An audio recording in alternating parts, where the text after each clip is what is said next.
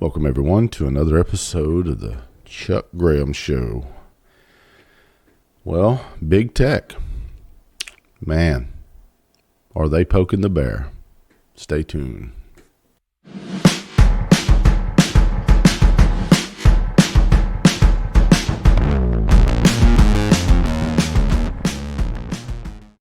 Have you ever asked yourself in these trying times how your company will collect its money? Merticon. MERTICON.com. Welcome back. Well, I saw today where Twitter had removed one of Donald Trump's tweets, right? Because he was on Fox and Friends and said that, kids are almost immune, which is about true. Now, you could take that as, children or he's making a false claim that children are immune. Or you could take it as they're less susceptible. And knowing Donald Trump, that's what he meant. But okay, Twitter, Facebook, YouTube. All right, you fuckers. Let me tell you something. You're poking the bear. Section 220.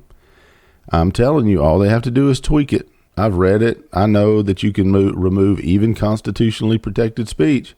But if they amend that section and they deem you and they add some language that says if you're going to have immunity, you cannot remove constitutionally protected speech as identified by the United States Supreme Court, and you don't have to go any further than Mattal versus Tams.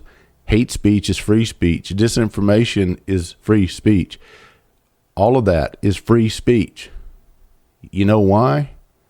Remember 1972 when the guy walks into the courthouse with a T-shirt on that said, "Fuck the draft"? And the Supreme Court ruled that one man's lyrics is another man's vulgarity, that was free speech. I know you're a private company, but you're also a public square. You're a virtual public square. You've put yourself in these positions. And I'm telling you, what's going to happen is if Republicans take the House and the Senate, you guys are in trouble. Because, and if Donald Trump wins, which I really suspect he is, I mean, that bumbling idiot Joe Biden can't even string two sentences together, much less win a presidential election. And if he does, he's not going to be president. Whatever woman that he has as his running mate will be president. Oh, she's going to be pulling those strings. He's going to be doing exactly what his handlers tell him to do. Oh, and China will love it. All they got to do is write him a big fat check. I don't know, put his son back on the board of Burisma. But my point being is this. You're fact-checking stuff, and you're deleting and scrubbing information that's even about the virus that's coming from fucking doctors. Okay, these are not like people like me that's not a damn doctor. These are doctors that have dissenting opinions of what works because they're on the ground floor. I was in the emergency room, said this on my own show. The doctor in the emergency room said, yeah, that mask, you might not want to rely on that. It's not going to help. So the point being is this. Just wait. Just wait. Right now, this virus has got a grip on this country. And Twitter, Facebook, and YouTube, all of them are scrubbing information that they don't need to be scrubbing. And all it's going to take is tweaking that and deem you an edited platform if you violate Section 220 and remove constitutionally protected speech. And guess what that's going to do? You become an edited platform, then your ass don't have immunity anymore from what's on your platform. You can't arbitrarily and capriciously enforce your rules and regulations, and that's what you're doing. That would be like making a law or a ordinance and only enforcing it on some people. So all I can tell you is just wait. Keep poking that damn Kodiak bear, and he's going to reach around, he's going to bite your damn head off. And if I had Twitter stock, I'd be selling that shit right now.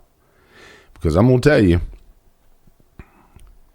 you just wait, because I can tell you, and even before they change Section 220, I'm not so sure that he can't issue executive orders and enforce those orders about what you're doing. But I'm sure his legal team's working on that. Not quite sure myself if he could do that or not. But if he can, he probably will. But he also is playing chess with you idiots. And you're playing checkers. You know? That's the reason I think the whole reason he started wearing a mask was because everybody was promoting the mask, and he said, "Well, you know, I'll just start wearing this mask, and I bet you they'll change their tune. And give it time, they will. They'll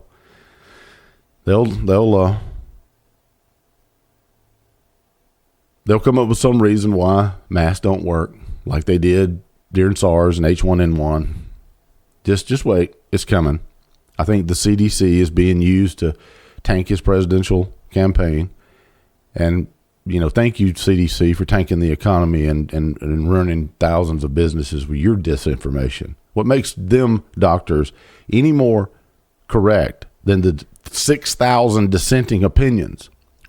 What makes them any more correct? Nothing. Nothing does. You got to be a fucking idiot if you think that those masks work.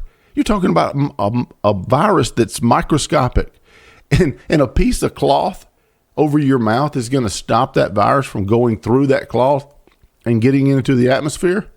Well, not atmosphere, but you know what I'm saying. No. Jesus Christ.